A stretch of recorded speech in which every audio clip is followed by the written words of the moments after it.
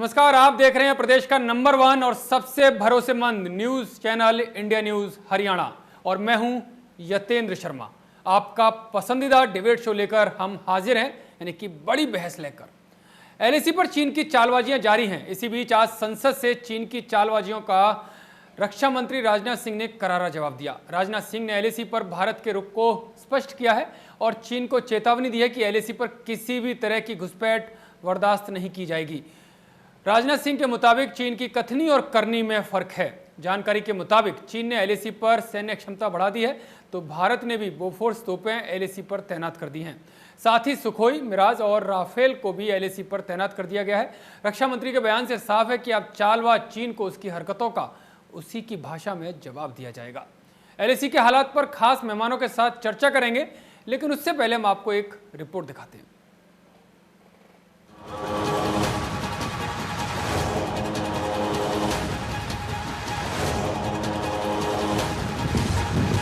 चीन को भारत की लास्ट वार्निंग।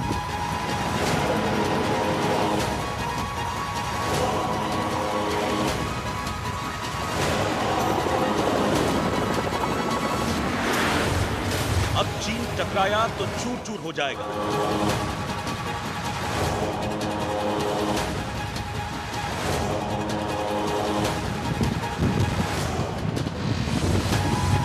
आरंभ है प्रचंड, चीन का घमंड होगा खंड खंड।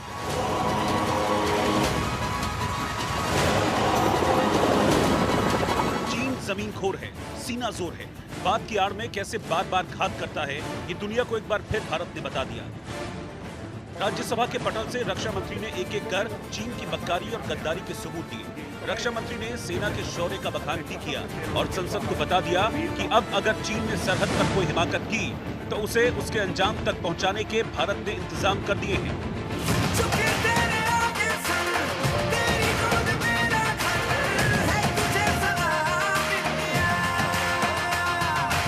अभी की स्थिति के अनुसार चाइनीज साइड ने एलएसी और अपने अंदरूनी क्षेत्रों में बड़ी संख्या में सैनिक टुकड़ियां और गोला बारूद मोबिलाइज किया हुआ है। पूर्वी लद्दाख और गोगरा, कोंकला और पेंगोंग लेक का नॉर्थ और साउथ बैंक्स पर कई फ्रिक्शन एरियाज हैं।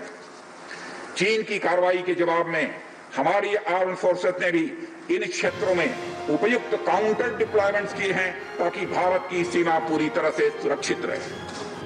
चीन की कथनी और करनी में कितना फर्क है, इसे बताने के लिए गलवान और फिर पेंगोंग की घटना काफी है। हालांकि गलवान और पेंगोंग की घटना से करीब 6 दशक पहले यानी 1962 के युद्ध को याद करें तो उस समय भी चीन ने कुछ ऐसी ही गद्दारी की स्क्रिप्ट लिखी थी। हिंदी चीनी भाई भाई की आड़ में घात किया था कि इसी भी मई महीने के मध्य में सभापति महोदय चाइना द्वारा वेस्टर्न सेक्टर में कई स्थानों पर एलएसी पर ट्रांसग्रेशन करने की कोशिश की गई। इसमें कोंकला, गोगरा और पेंगोंग लेक का नॉर्थ बैंक शामिल थे। इन कोशिशों को हमारी सेनाओं ने समय पर देख लिया तथा उसके लिए आवश्यक जवाबी कार्रवाई भी हमारी सेना ने की। गलवान और पेंगोंग में चीन की घुसपैठ हाल फिलहाल की घटना है। यहाँ चीन अवैध कब्जे के सपने दिख रहा है, लेकिन रक्षा मंत्री राजनाथ सिंह ने फिर चीन को चेता दिया कि वो जितने भी सपने देख ले, नए भारत में उसके ये मंसूबे कभी कामयाब नहीं होंगे। सभापति महोदय, जैसा कि उपर्युक्त घटनाक्रम से स्पष्ट है, चीन की कार्रवाई से हमारे विभिन्न द्विपक्षीय समझौतों के प्रति उसका डिसरिगार्ड दिखता है। चीन द्वारा ट्रुप्स की भारी मात्रा में तैनाती किया जाना 1993 और 1996 के समझौतों का उल्लंघन है।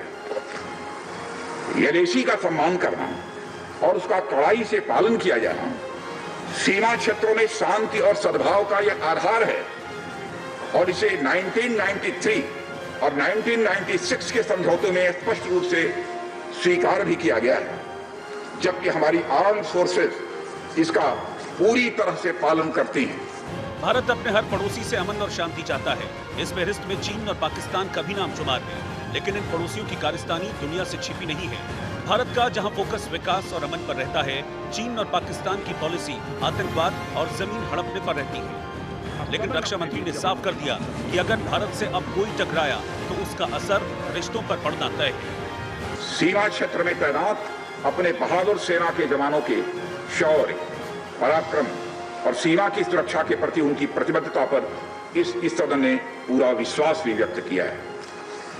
मैं आपके माध्यम से देशवासियों को यह विश्वास दिलाना चाहता हूं कि हमारे आर्म फोर्सेस के जवानों का जोश एवं हौसला बुलंद है सभापति महोदय, और हमारे जवान किसी भी संकट का सामना करने के लिए पूरी तरह से दृढ़ प्रतिज्ञ हैं। और इस बार भी सीमा पर हमारे वीरों ने किसी भी प्रकार की आक्रामकता दिखाने के बजाय धैर्य और साहस का परिचय दिया है। मतलब भारत की ओर से ड्रैगन को लास्ट वार्निंग दी जा चुकी है।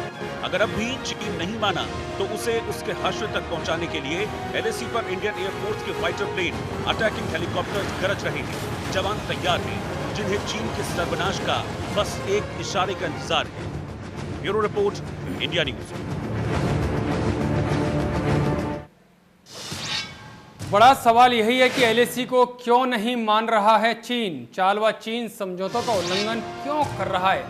आज की बड़ी बहस में हम यही सवाल लेंगे कि LAC को क्यों नहीं मान रहा है चीन। इस पर हम चर्चा करेंगे अपने मेहमानों के साथ, और साथ ही पूछेंगे कि चालवा चीन समझौतों का उल्लंघन क्यों कर रहा है। हमारे साथ इस बड़ी बहस में हमारे मेहमान जुड़ेंगे। बीजेपी की तरफ से प्रवक्ता रमणीक मान साहब जुड़ेंगे, प्रवक्ता कांग्रेस की तरफ से चेतन चौहान, और JKS परियार साहब मेजर जनरल रिटायर्ड हैं, डिफेंस एक्सपर्ट के तौर पर जुड़ेंगे, और संतपाल सिंह रिटायर्ड कर्नल भी हमारे साथ रक्षा विशेषज्ञ के तौर पर जुड़ेंगे। आप सभी का बहुत बहुत स्वागत है आप इस बड़ी बहस में। मेरा पहला सवाल कांग्रेस के प्रवक्ता से ही है, क्योंकि सवाल उन्हीं की तरफ से आएंगे तो चर्चा भी अगर सही से शुरू हो तो ज़्यादा अच्छा है। चेतन जी, लगता नहीं कि अब जिस तरह की स्थिति है पूरे देश भर की, और जो चीन और भारत की सीमा पर जो तनाव है, उसमें देश को एकजुट रहने की जरूरत है? और आज मैं कांग्रेस की तरफ से ये कहूंगा कि कांग्रेस हमेशा सेना के साथ रही है जी, और जवानों का मनोबल, और पूरा देश इस वक्त प्रधान के साथ खड़ा है। कांग्रेस पार्टी उनके साथ खड़ी है। सिर्फ और सिर्फ कांग्रेस की एक ही शुरू से 4 महीने से ये एक प्रकरण चलता आ रहा है। उसमें बार बार चाहे वो राहुल गांधी जी ने कहा, सोनिया जी ने कहा, कांग्रेस पार्टी सिर्फ एक ही बात पूछना चाहती है प्रधानमंत्री जी से और इस देश की सरकार से कि चाइना के साथ जो हमारा चाइना ने घुसपैठ कर रखी है उसको देश के सामने क्यों नहीं रखते, देश को सच क्यों नहीं बताया जा रहा। देश बिल्कुल उनके साथ है। शहादत हुई है 20 जवानों की, इस कांग्रेस पार्टी उनको नमन करती है। उन जवानों की शहादत व्यर्थ नहीं जानी चाहिए। सिर्फ आज भी हम ये बात कहते हैं कि संसद में चर्चा क्यों नहीं करते, क्यों डर रहे हैं मोदी जी। कल राजनाथ सिंह जी संसद में गरजते हैं, बताते हैं 78,000 स्क्वायर किलोमीटर जमीन चाइना ने। लेकिन चेतन जी, जो आज संसद में बयान आया रक्षा मंत्री राजनाथ सिंह का, उस पर सवाल तो कांग्रेस ने खड़े किए ही नहीं, तो चर्चा कैसे? नहीं सवाल क्या, हमारे अधीर रंजन चौधरी नहीं, अगर चर्चा चाहते हैं आप, आपके जो नेता बाहर बोलते हैं सदन में, तो उन्होंने शांति बनाए रखी, यानी कि वो भी चाहते हैं कि इन मुद्दों पर ज्यादा सवाल जवाब न किया जाए। नहीं, मैं वही बात को आपको क्लियर करना चाहता हूँ कि हमारे नेता अधीर रंजन चौधरी जी ने लिखित रूप में समय मांगा, परंतु समय नहीं दिया गया। बात याद दिलाऊं, 1962 की लड़ाई के बाद जब 1963 में पूछा गया, अटल बिहारी वाजपेयी जी उस वक्त विपक्ष के नेता थे और उन्होंने पंडित जवाहरलाल नेहरू जी जो तथाकथित उस वक्त के प्रधानमंत्री थे, उनसे कहा कि मैं चर्चा चाहता हूं और ये मुझे संसद में आपसे पूछना है कि 1962 की लड़ाई में क्या हुआ।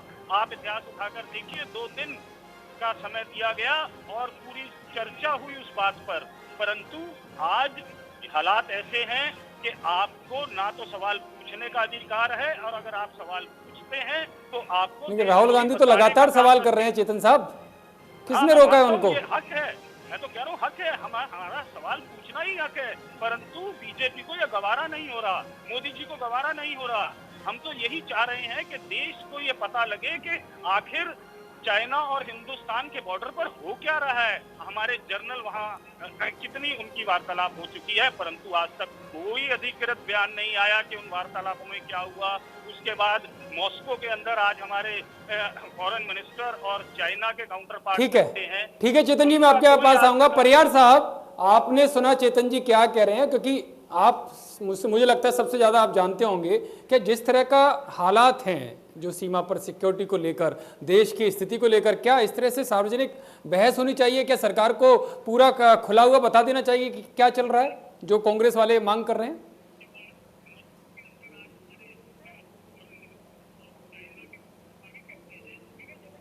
देखिए, मैं पहले तो माननीय प्रधानमंत्री नरेंद्र मोदी जी को उनकी जन्मदिवस पे बधाई देता हूं, और मैं ये मान के चलता हूं कि उनके अगले 5 साल, क्योंकि उन्होंने ही नियम बनाया है कि 75 साल तक रहना चाहिए, तो उनके नेतृत्व में देश प्रगति करेगा और ये चीन की और लद्दाख की समस्या है ये भी सुलझेगी।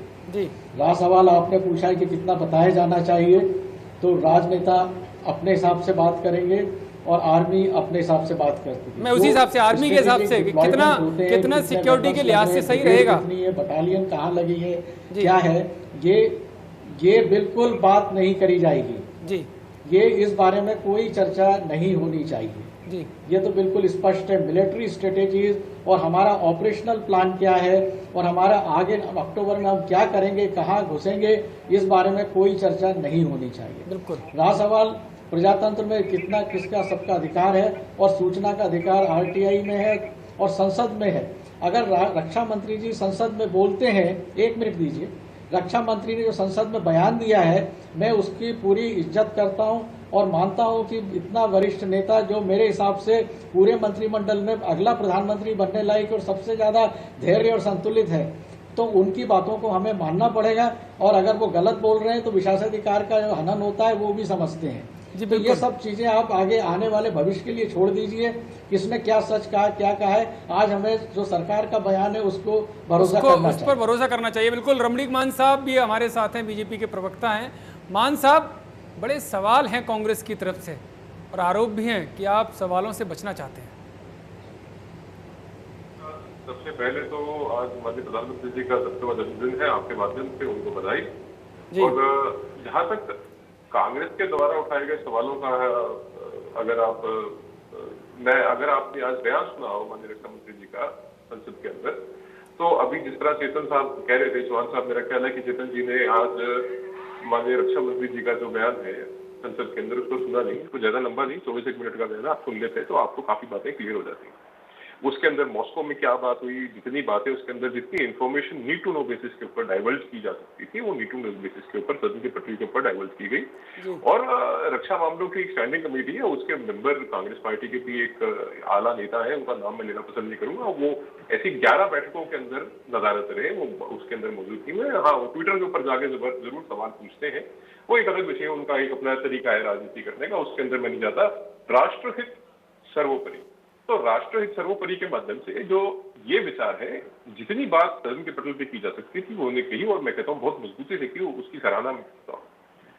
उन्होंने बात कही कि हम कोई कीमत अदा करनी पड़े, कोई कदम उठाना पड़े, हम पीछे नहीं हटेंगे, हम पीछे हटने वाले नहीं हैं। और आपको कहते हैं ना कि action speak louder than words, तो कहीं ना कहीं मैं समझता हूँ कि ये जो जबानी जंग है उसको अगर आप छोड़ दें और देखें जिस प्रकार का पॉलिटिकल बैकिंग और एक पॉलिटिकल स्ट्रेंथ भारतीय सेना को सरकार ने, मौजूदा सरकार ने देने का काम किया है, अगर आप उसको उस परिप्रेक्ष्य में देखेंगे तो जनरल साहब हमारे साथ हैं, जनरल साहब will be in a better position to explain. General साहब ने, मेरा ख्याल है कि 62 का और उसके बाद का 67 का भी इन्होंने इनकाउंटर देखा होगा, क्या डबैकल हुआ था 62 में, वो तो जनरल साहब बड़े अच्छे से बता सकते हैं, व्याख्यान तो मैं भी कर सकता हूँ। बहरहाल मौजूदा स्थिति के ऊपर बात करनी हो तो चाहे वो लॉजिस्टिक्स हो, चाहे वो रिप्लेसमेंट ऑफ सप्लाईज हो, चाहे वो हमारा जो भी फील्ड कमांडर्स का एरिया ऑफ ऑपरेशन है उसके अंदर किस प्रकार से उसको एग्जीक्यूट करना है, उसके अंदर उनको फ्री हैंड देने की बात हो। देखिए, आर्मी के अंदर एक हायरार्की होती है कि कौन से स्तर का अधिकारी किस प्रकार का फायर या किस प्रकार का एक्शन लेने का अधिकार रखता है।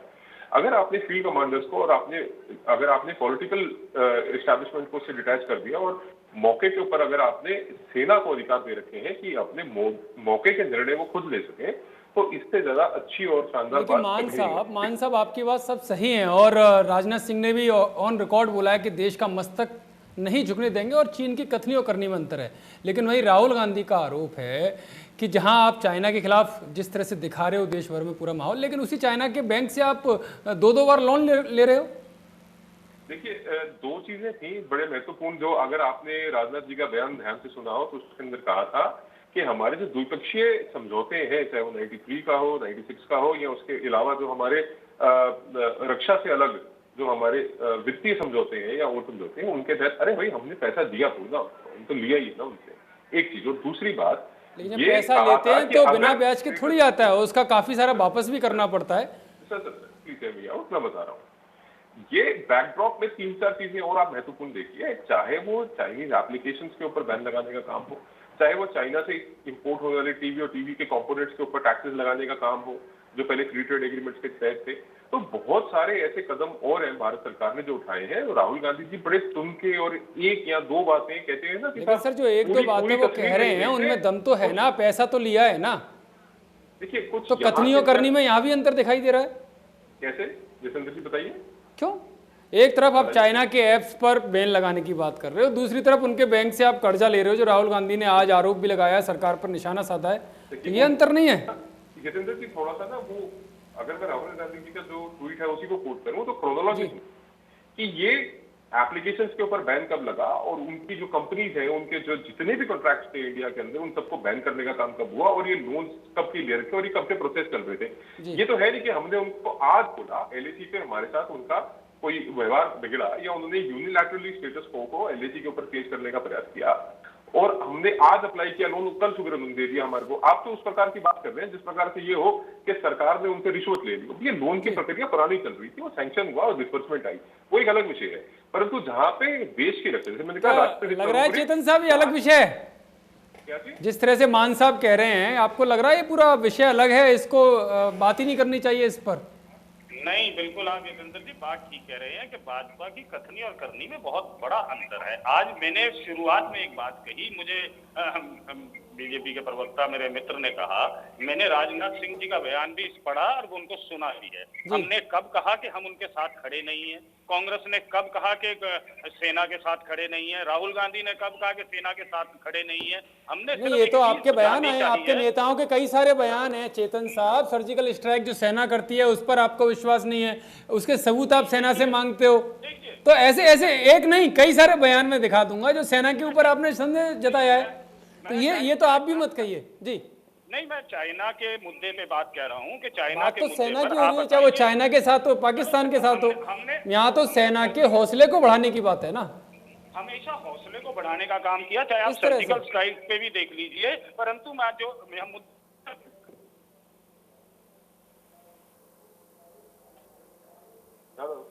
दिखाने की कोशिश कर रहे हैं। अभी आपने कहा कि चाइनीज ऐप्स को बंद करना पड़ा, परंतु उसी वक्त बीजेपी के प्रवक्ता ये कह रहे हैं कि ये तो बहुत लंबी प्रक्रिया थी, जो लोन लिए थे ये तो बहुत पहले से चले आ रहे थे। तो जो ऐप्स यहाँ चल रही थी वो पहले से करार नहीं थे? जब आप वो करार तोड़ सकते हैं तो ये करार क्यों नहीं तोड़ा आपने? अगर आप देश की बात करते हैं, नरेंद्र मोदी जी 18 बार जिनपिंग से मिल चुके हैं, 5 बार उनके देश में जा चुके हैं। हमारी डिप्लोमेटिक स्ट्रैटेजी कहाँ गई?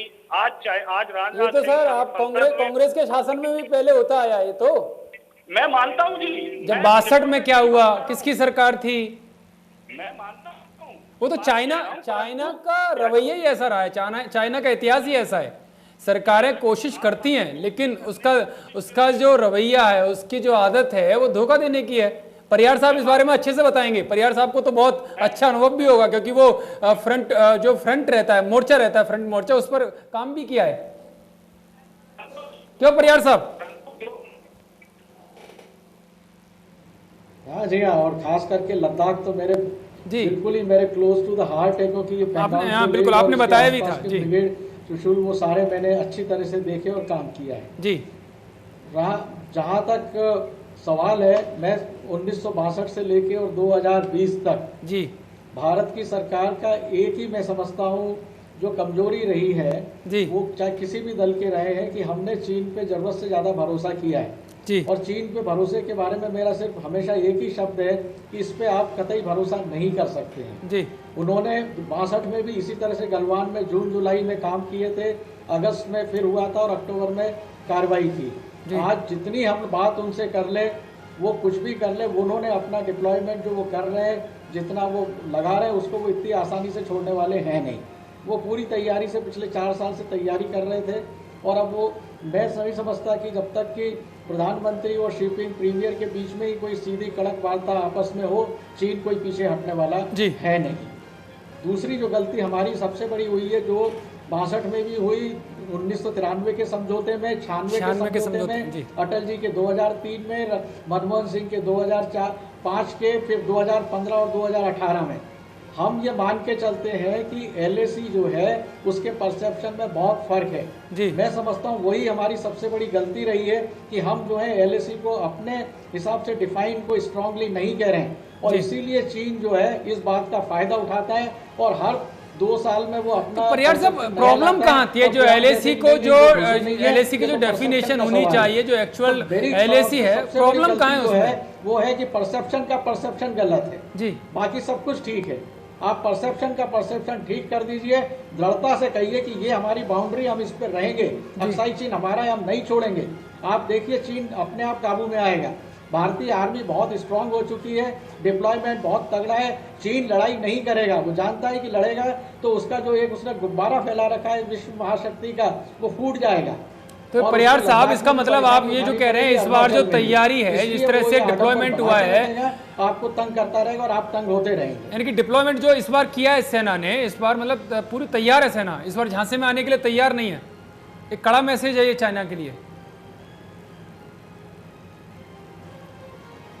नहीं, झांसे में सेना नहीं आती है जी। झांसे में सेना 62 में भी चुशूल में मेजर शैतान सिंह नहीं आए थे जी। झांसे में आते हमारे राजनेता। आप राजनीतिक नेतृत्व की बात नहीं कर रहा हूँ। आपने 1965 की लड़ाई जीती, ताशकंद में आपने सड़क पे उस पे टेबल पे उसको छोड़ दिया। 1971 में आपने जीता, चिल्ला समझौते में आपने पूर्वी उसमें वो करते हैं। आगे मैं देख रहा हूँ, मेरे को बहुत डर लग रहा है। तो ये हर बात टेबल पे डिप्लोमेट्स होते हैं, वो करते हैं। आगे में देख रहा हूँ जो मेरे को बहुत डर लग रहा है कि कहीं ये ना हो कि हम ये मान लें कि एलएसी का पुराना परसेप्शन ठीक है, 20 अप्रैल 2020 के पहले की जगह पे हम जाएं, तो जो आपने ब्लैक टॉप, हेलमेट और जो मगर हिल्स वगैरह लिए वो आप फिर खाली कर देंगे। अगर वो करते हैं तो ये मैं कहूँगा 1962 से भी बढ़ के बड़ी भयंकर भूल होगी। लेकिन आज तो राजनाथ सिंह ने भी कहा है कि एलएसी को मानने को तैयार ही नहीं है चाइना। चिंता है जो डिप्लोमेट्स होते हैं, जो वार्ता करके जो नतीजे निकालते हैं, वो हमें उस पर ध्यान देना है। लेकिन इस पर किस तरह से करेंगे, क्या रणनीति होनी चाहिए? क्योंकि आप बड़े नज़दीकी से आपने इस पूरी सिचुएशन को देखा है। जब रक्षा मंत्री खुद कहते हैं कि चीन एलएसी को नहीं मानता है, समझौतों का उल्लंघन करता है, तो आखिर क्या इसका उपाय होगा? क्या इलाज होगा चाइना का? क्या युद्ध ही बाकी रह जाता है या कोई और भी उपाय हो सकते हैं? तो आपको उसके साथ में 2 टूक बात करनी चाहिए। उनको आपको बिल्कुल कड़क जवाब जो है, action, aggressive action is must, जो आपको उत्तराखंड में खोलना चाहिए, सिक्किम में खोलना चाहिए।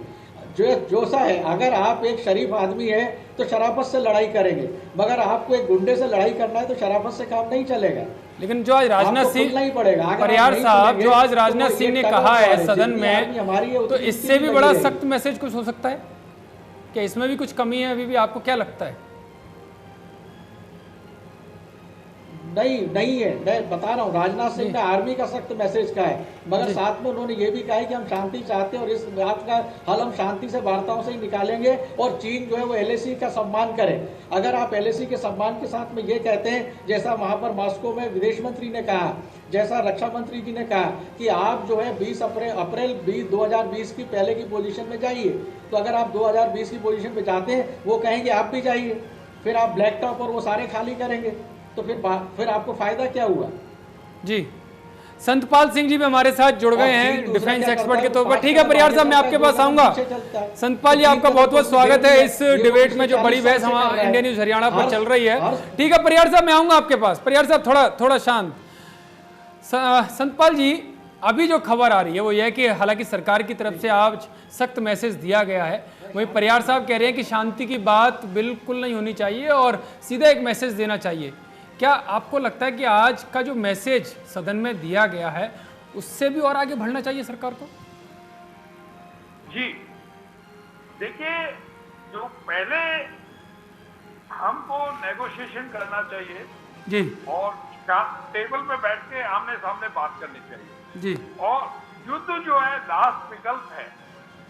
युद्ध की स्थिति नहीं आए, वहीं पे हमें डिप्लोमेटिक, पॉलिटिकल बिल आती है उसको शांति से सुलझाने में, जी वो एक बहुत बड़ा वेपन है, बिकॉज लड़ाई के बाद भी टेबल पे आना पड़ेगा। तो मैं ये मानता हूं कि पहले सारे विकल्प किए जाने चाहिए, बाद में अगर नहीं होता तो military option is always a last resort. Number एक बात मैं आज लेकिन चाइना का इतिहास जिस तरह से है संतपाल साहब, क्या लगता है कि वो बातचीत के जरिए मानेगा? क्योंकि आज तक जितनी भी टेबल पर वो आया है बातचीत करने के लिए, हालांकि धोखा ही मिलता है। जी बिल्कुल, आपका प्रश्न बिल्कुल ठीक कह रहे हैं आप। जो उनकी पॉलिसी है इस्लामी स्लाइसिंग जिसे बोलते हैं टर्मिनोलॉजी में, वो 4 किलोमीटर आगे जाएगा कहीं पे और वहां जाके बैठ जाएगा जी, फिर वो नेगोशिएट करता है, फिर वो 2 किलोमीटर पे आ जाता है। आज मैं आपके चैनल के माध्यम से बता रहा हूं जी, 21 देशों के पास इनका टेरिटोरियल डिस्प्यूट है जी, और ये इनकी हमेशा नीति रही है। साउथ एशिया के अंदर हम एक ऐसे राष्ट्र हैं जो बिल्कुल सीना तान के खड़े हुए हैं। आज घुटने पे ला रखा है चाइना को, जी, गिड़गिड़ा रहा है। जो ब्रिगेड कमांडर लेवल की वो टॉप नहीं है, वो फ्लैग मीटिंग है। मैं आर्मी वाला हूं, मैं पूरे देश को बता रहा हूं, ये जब हमारा 29-30 को जो एक्शन हुआ था उसके अंदर हमने 2 विक्ट्री हासिल करी। एक हमने हाइट गेन करी है जो स्ट्रेटेजिकल हाइट्स है, दूसरा उसका जो मोल्डो गैरेजन है वो हमारी नजरों के सामने है, जो भी गतिविधि कर रहा है वो हमें पता है। तीसरा जो उसका हिंदुस्तान तिब्बत रूट है पुराना जो है वो बिल्कुल सामने है, जो रजंगला से होते हुए ले जाता है। उसमें हमारी स्थिति बड़ी मजबूत है बिकॉज हम पूरी ऊपर हाइट के अंदर है। तो मैं आपको ये बताना चाहता हूं, आज चाइना, और चाइना को ये भी मालूम है हमने एडवांस विंटर स्टॉकिंग कर रखी है, मिरर डिप्लॉयमेंट है जी। मिरर डिप्लॉयमेंट का मतलब है कि जो मैचिंग है, जो उसकी डिप्लॉयमेंट है उसके बराबर हमारी डिप्लॉयमेंट है। और मैं एक बात बताना चाहता हूं दर्शकों को, जब भी हमें मिलिट्री वॉरफेयर में सिखाया जाता है कैमोफ्लेज कंसीलमेंट, दुश्मन को ये पता नहीं लग रहा है कि कितने उसके फोर्सेज हैं, क्या वेपन है, कमांडरों के नाम क्या है, यहां तक पर्सनैलिटी ऑफ कमांडर। बिकॉज आप 67 के अंदर देखिए जो वाटरशेड किताब में लिखी है, आप ये देखिए जो कमांडर थे वहां पे, उनकी पर्सनैलिटी ऐसी थी कि दिल्ली को भी इग्नोर कर दिया था उन्होंने। मैं पूरे देश को बता रहा हूं, बिकॉज जहां पे मातृभूमि की रक्षा का सम्मान का सवाल आता है, उनको डिसीजन खुद लेना पड़ता है। जैसे मानेकशॉ साहब थे, बिल्कुल कर्नल साहब मैं आपके पास आऊंगा। चेतन साहब, आपने सुनी होगी कर्नल साहब की बात, उनका यही कहना है कि जब इस तरह के केस होते हैं, यानी कि जब इस तरह की सिचुएशन आ जाती है तो सारी बातें नहीं बताई जाती हैं, लेकिन आप फिर भी, आपकी पार्टी फिर भी चाहती है कि इस पर बहस हो, सरकार सारे मुद्दे पर बातचीत करे और सारी सिचुएशन बताए। कैसे संभव होगा ये? नहीं देखिए, मैं कर्नल साहब की बात से बिल्कुल आश्वस्त हूँ। आर्मी की जो भी तो अब आप मानेंगे कि इस पर बयानबाजी की जरूरत नहीं है, आप सरकार से मांग नहीं करेंगे फिर? नहीं, आप मेरी पूरी बात सुनिए पहले मेरी बात सुनिए शर्मा जी। मैं ये कहना चाह रहा हूं कि संसद के अंदर बहस करने का मतलब ये नहीं है कि वो स्ट्रेटेजिकल पोजीशंस बताई जाए, वहां पे क्या डिप्लॉयमेंट है, कौन सा टैंक खड़ा है, कौन सी बंदूक खड़ी है, कौन से विमान खड़े हैं, ये कांग्रेस नहीं पूछ रही है। कांग्रेस सिर्फ ये पूछ रही है कि जो आपने वार्तालाप करी है पिछले 4 महीनों से, उसके अंदर से कोई निचोड़ निकला है या नहीं निकला। नहीं तो लाल आंख दिखाकर बात क्यों नहीं करते? चौहान साहब, अगर निचोड़ निकला होता तो मीटिंग पर मीटिंग नहीं चल रही होती, सेनाएं आमने सामने तैनात नहीं होती। इसी बात पर आना चाह रहा हूँ जितेंद्र जी, इसी बात पर आना चाह रहा हूँ। ये मैं और आप समझ रहे हैं, पूरा देश को क्यों नहीं बताते? पूरे देश को आकर ये देश भी समझ रहा है चौहान साहब, क्योंकि देश नहीं चाह रहा कि बयानबाजी हो, देश मांग नहीं कर रहा है, आपकी पार्टी मांग कर रही है केवल। हमारी पार्टी इसलिए मांग कर रही है कि देश ये चाहता है कि 4 महीने से हुआ क्या है ये पता तो लगे। मोदी जी सामने आकर देखिए, मोदी जी एक दिन कहते हैं कि ना कोई घुसा है, ना कोई घुसा है और ना ही कोई घुसने वाला है, और ना ही कोई चीनी पोस्ट हमने कब्जा की है, किसी ने कब्जा किया हुआ है हिंदुस्तान की पोस्ट पर। उसके बाद बयान दूसरा बदल जाता है, मैं उसमें आना नहीं चाहता, सारा देश जानता है वो क्या हुआ, किस तरीके से मोदी जी ने वो झूठ बोला। उसके बाद आज सिर्फ एक बात है, संसद के अंदर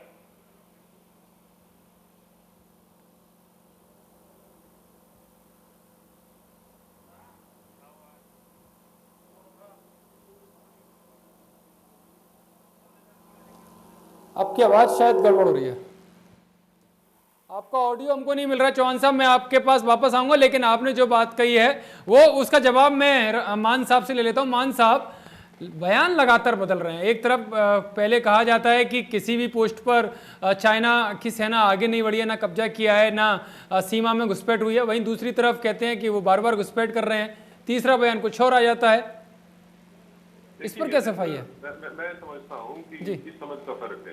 अब आपको जो माननीय रक्षा मंत्री जी ने बयान दिया 38,000 वर्ग किलोमीटर का, वो 1962 का जो डिबेकल था उसके बाद का ये आंकड़ा है। और मैं आपको बता दूं, ना केवल ये एक डिप्लोमेटिक लॉस था भारत के उस वक्त की जो फॉरेन पॉलिसी थी, या उस वक्त की जो इनकी चाइना की तरफ पॉलिसी थी, उसके तहत 25 लाख वर्ग किलोमीटर का तिब्बत का क्षेत्र वो इन्होंने थाली में रख के और चाइना को परोस दिया। 15,000 स्क्वायर किलोमीटर का पीओके केवल कश्मीर का इलाका जो है वो, और 73,000 स्क्वायर किलोमीटर का गिलगित बाल्टिस्तान का इलाका, और 3.5 लाख स्क्वायर किलोमीटर का इलाका जो है आपका बलूचिस्तान का, वो इन्होंने थाली में परोस के दे दिया पाकिस्तान को। ये एक विषय अलग है। देखिए, इनकी अगर आप आज तुलना करते हैं, इन्होंने कहा कि मोदी जी ने झूठ कहा। मोदी जी ने क्या झूठ कहा? ये कहते हैं कि चीन अंदर आ गया तो भारतीय सेना वहां बैठ के धाक छील रही है। क्या आप क्या बात कर रहे हैं? आप कहते हैं हम भारतीय सेना के ऊपर हम अंकुश नहीं लगाते, प्रश्न चिन्ह नहीं लगाते, हम भारतीय सेना के ऊपर सवाल नहीं खड़े करते, और दूसरे ही साथ में आप कह देते हैं कि चीन अंदर आ गया, मोदी जी झूठ बोलते हैं। आप रक्षा मंत्री जी का बयान सुनिए, मैं उसको दोहराना चाहता, आप दोहराइए ना। रक्षा मंत्री जी ने कहा 38,000 स्क्वायर किलोमीटर। आप ही के चैनल पे पिछली बार इनके पास सुमित गौड़ थे, कांग्रेस के प्रवक्ता, उन्होंने कहा कि कभी आपसे पहले ऐसा हुआ 4-4 महीने। अरे आप 4 महीने की बात कर रहे हैं, आप 1962 से लेकर आज तक का गणित लगा लीजिए, कितने वर्ष हो गए इस बात को। जी बहरहाल, अभी इन्होंने थोड़ी देर पहले कहा कि जी आपने लोन लिया, जितेंद्र आपने भी सवाल उठाया, तो ये 8 मई 2020 का साइन हुआ एग्रीमेंट है। आज 4.5 महीने बाद इस बात को उठाने का प्रयास किया जा रहा है। उसके पीछे कारण क्या है, उस बात का तो उत्तर ये बेहतर दे सकते हैं। तो परंतु तारीख मैं आपको बता रहा हूं, 8 मई थी वो तारीख जिस तारीख को ये लोन सैंक्शन होकर डिसबर्समेंट आई है। तो आज आप 4.5 महीने बाद उसको प्रेजेंट ऐसे कर रहे हैं जैसे कल की बात हो। अच्छा, अब इन्होंने कहा कि भारतीय जनता पार्टी की सरकार ने और मोदी जी ने देश को झूठ बोला। आज जितनी स्पष्टता से और जितने वाज़ेह तौर पे बातों को रखा, और मैं समझता हूं कि हमारे साथ 2 सेना से सेवानिवृत्त अधिकारी हैं, एक जनरल साहब है, कर्नल साहब है। कर्नल सतपाल जी ने कहा कि कई बार ऐसा पास्ट में हुआ, उन्होंने जनरल मानिकशाह का उदाहरण दिया, करेप्पा का उदाहरण दिया।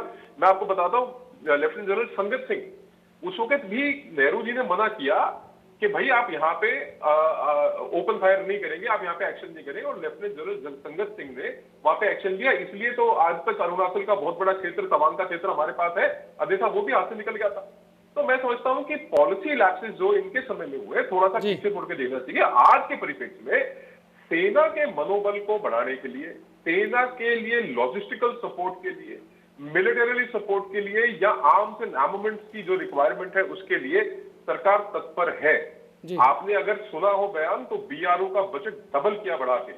बिल्कुल परियार साहब, जो मान साहब भी कह रहे हैं और राजनाथ सिंह ने भी बोला था कि चीन आज से नहीं, पिछले कई दशकों से जो बॉर्डर इलाके हैं वहां पर अपने सैनिकों की तैनाती बढ़ा रहा है। जो इंफ्रास्ट्रक्चर है, जो कंस्ट्रक्शन का काम है, वहां पर चाइना ने काफी काम किया, और उसको देखते हुए भारत ने भी जो इंफ्रास्ट्रक्चर डेवलपमेंट का काम है वो बजट डबल कर दिया है। तो लग रहा है कि यानी कि हर तरह से चाइना को जवाब देने के लिए पूरी रणनीति बना रखी है भारत सरकार ने।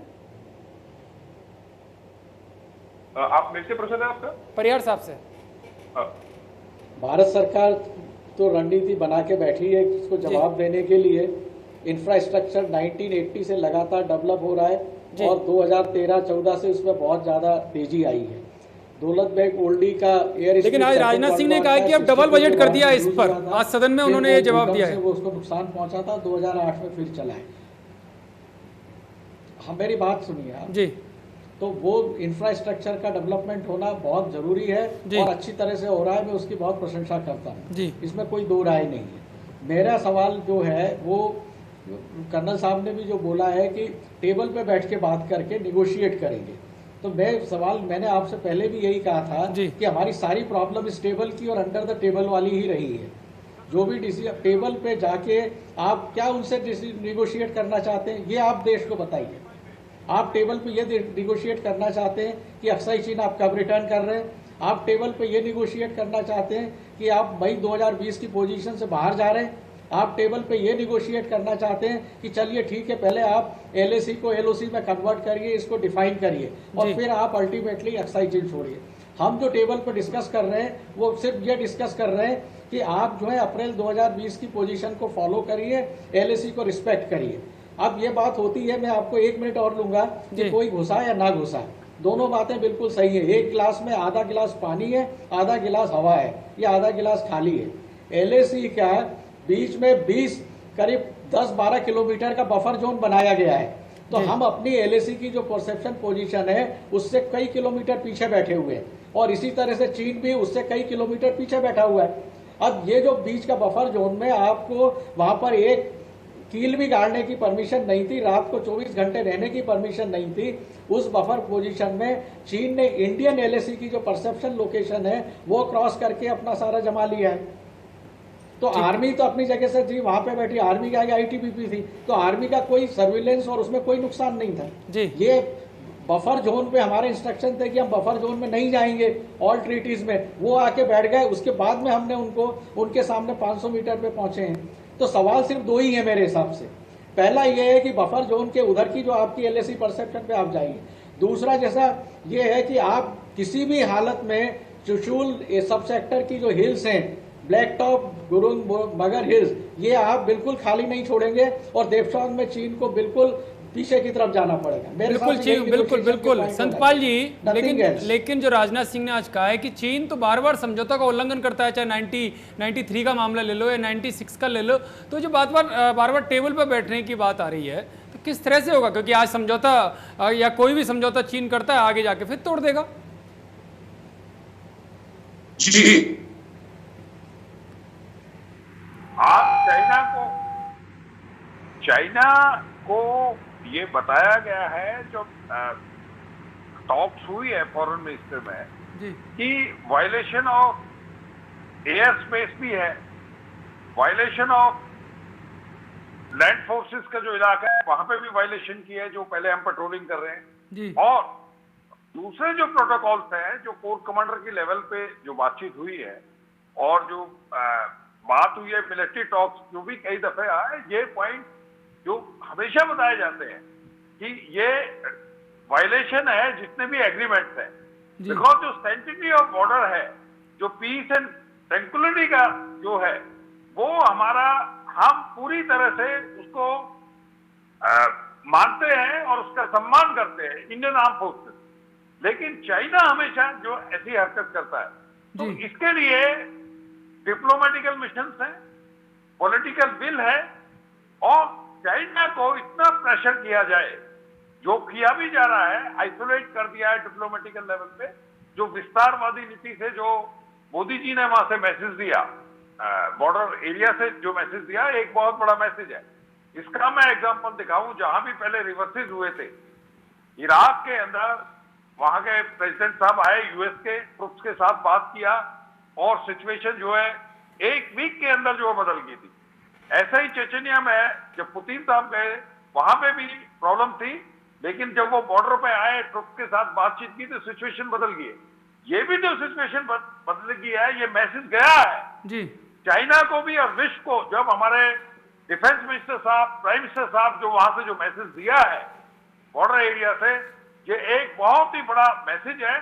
और जो वो चाइना जो है, चाइना की आज मैं आपके चैनल के माध्यम से बता रहा हूं, उनकी इंटरनल पोजीशन बड़ी खराब है।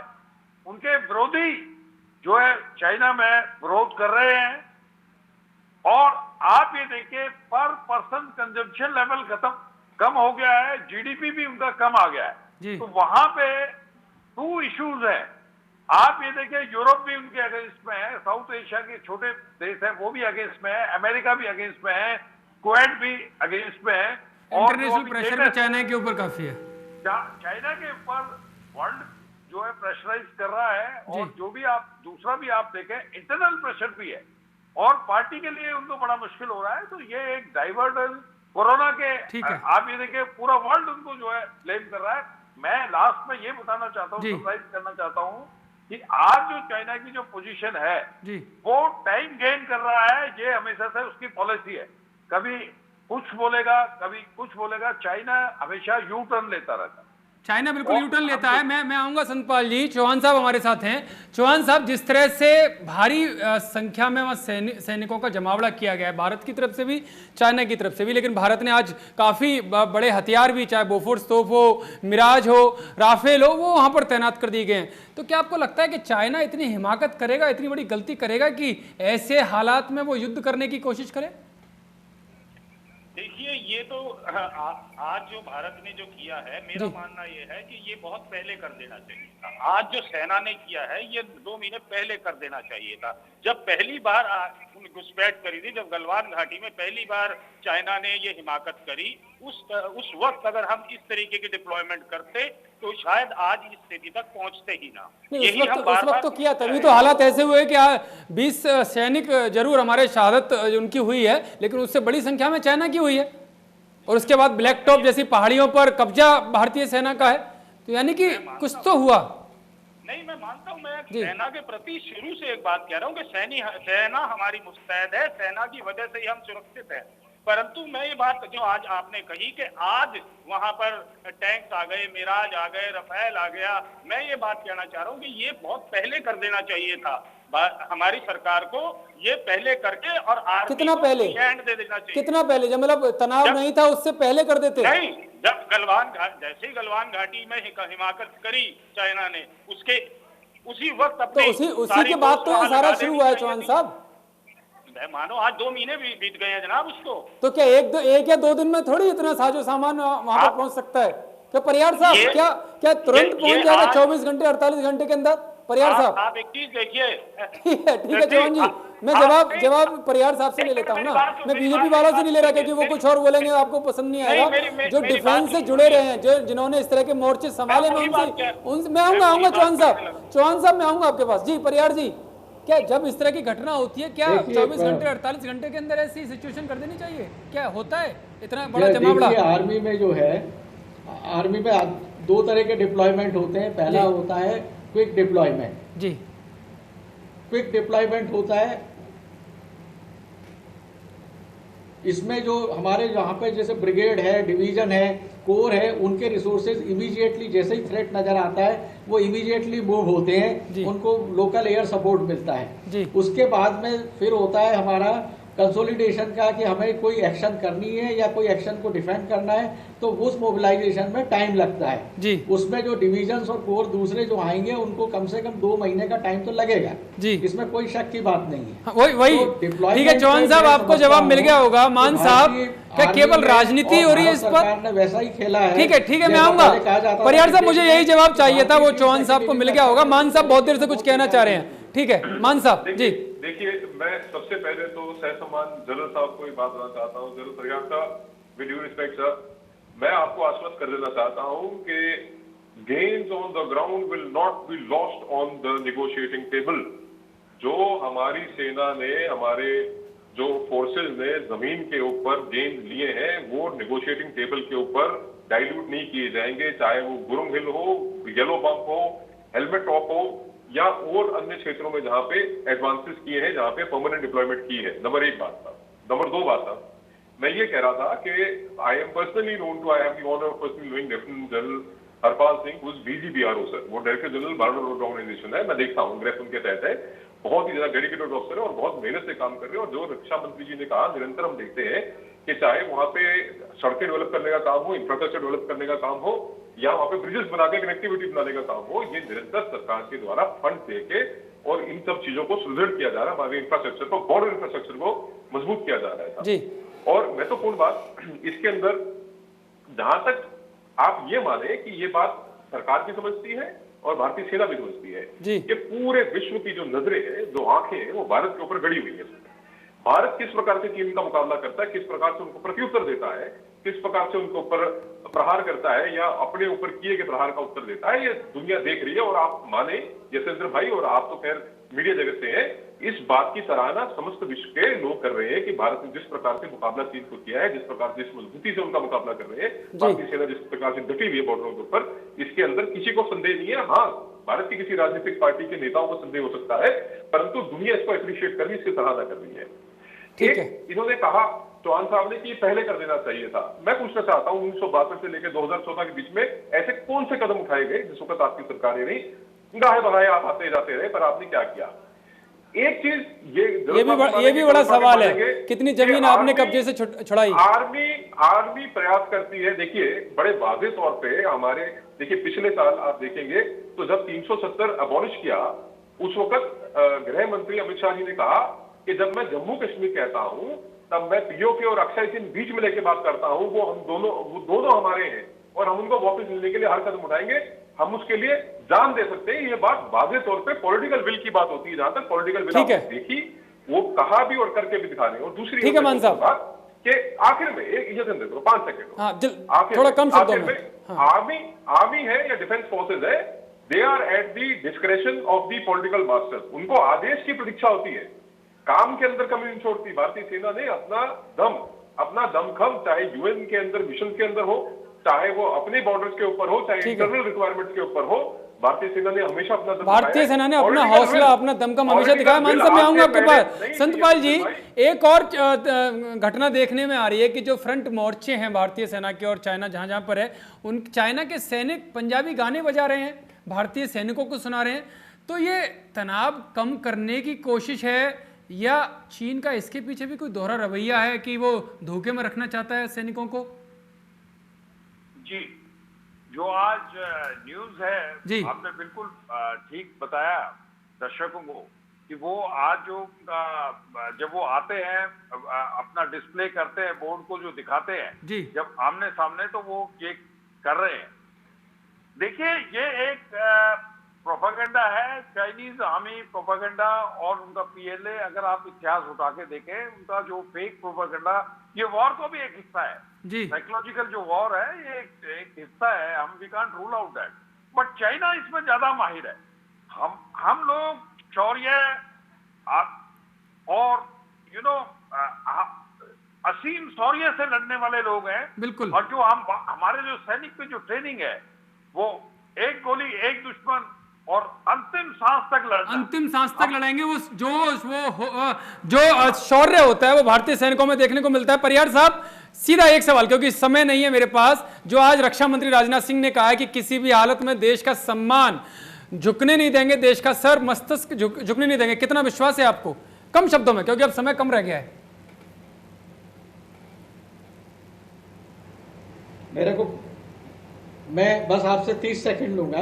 मुझे इस पे पूरा विश्वास है कि देश का सम्मान झुकने नहीं देंगे, क्योंकि सरकार के साथ में सेना खड़ी हुई है जी। मगर मैं एक बात आपको अभी कहना चाहूंगा, बीजेपी के माननीय प्रवक्ता साहब के प्रति पूर्ण सम्मान दिखाते हुए जो उन्होंने शब्द यूज किया है कि आर्मी जो है वो अपने पॉलिटिकल मास्टर्स की विल पे चलती है, तो मैं आपको बता दूं कि आर्मी का पॉलिटिकल मास्टर नहीं होता है, वो आर्मी की लीडरशिप होती है, और जिसमें आर्मी जो है उनको प्रॉपर सलाह देती है और कई बार कन्फ्रंटेशन ऑफ थॉट होता है। उसके बाद में फाइनल डिसीजन जो है वो गवर्नमेंट लेती है, और वो मास्टर्स नहीं है। पॉलिटिशियन जो है वो आर्मी के मास्टर जिस दिन बन जाएंगे, भारतीय फौज का वही हाल होगा जो चीन की फौज का हो गया है। बिल्कुल, भारतीय सेना में भारतीय सेना को राजनीति से नहीं जोड़ सकते हैं। एक लीडरशिप है जिसका सम्मान सेना करती है, जिसके निर्देशों को, क्योंकि राजनीतिक नेतृत्व एक होता है, उसका वो मानती है, लेकिन अंतिम फैसला क्योंकि मोर्चे पर किस तरह की सिचुएशन है वो सेना लेती है। और सेना का ही दमखम है कि भारतीय सेना आज भी विश्व में सबसे ज्यादा मजबूत, सबसे ज्यादा शौर्य वाली, सबसे ज्यादा हौसले वाली और सबसे ज्यादा बलिदान देने वाली मानी जाती है। आप सबका बहुत बहुत धन्यवाद। इस बड़ी बहस में आप जुड़े, और इंडिया न्यूज की इस बड़ी बहस में साफ है कि जो रक्षा मंत्री राजनाथ सिंह ने कहा कि देश का सम्मान या देश का मस्तक किसी भी कीमत पर नहीं झुकने देंगे। फिलहाल बड़ी बहस में इतना ही।